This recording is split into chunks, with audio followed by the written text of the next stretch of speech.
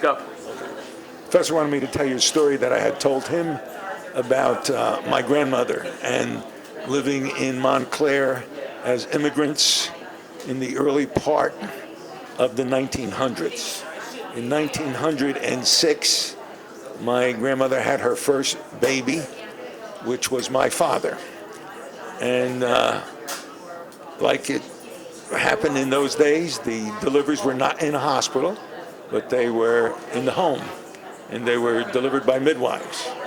And now my grandmother was 3 months postpartum, which means 3 months post-delivery.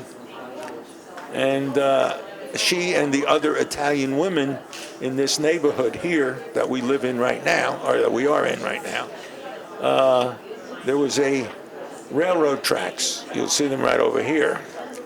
And the Italian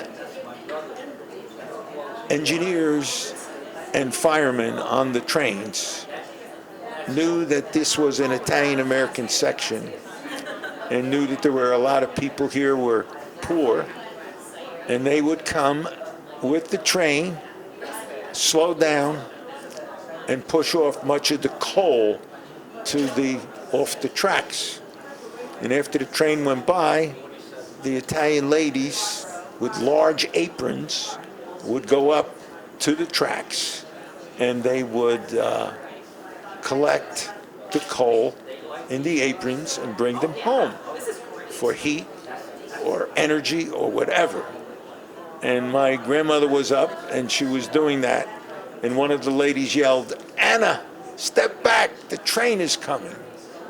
And when she stepped back, the train came from the other direction and cut off her right leg. So they took her right away to Mountainside Hospital, and they stopped the bleeding.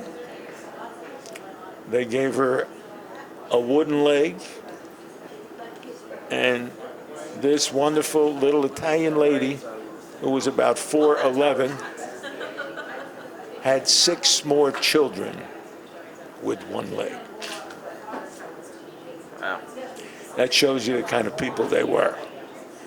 I am a child of the greatest generation, but they were the greatest generation's parents, because my grandmother could hardly speak any English at all.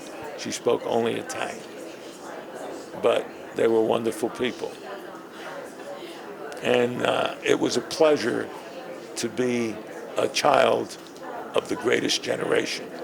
And the reason that they're the greatest generation is they lived through the Depression, where they learned frugality, and they lived through the Second World War, where they learned responsibility.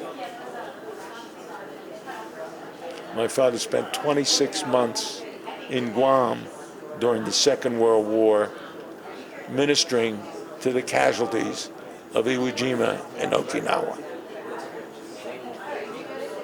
All right.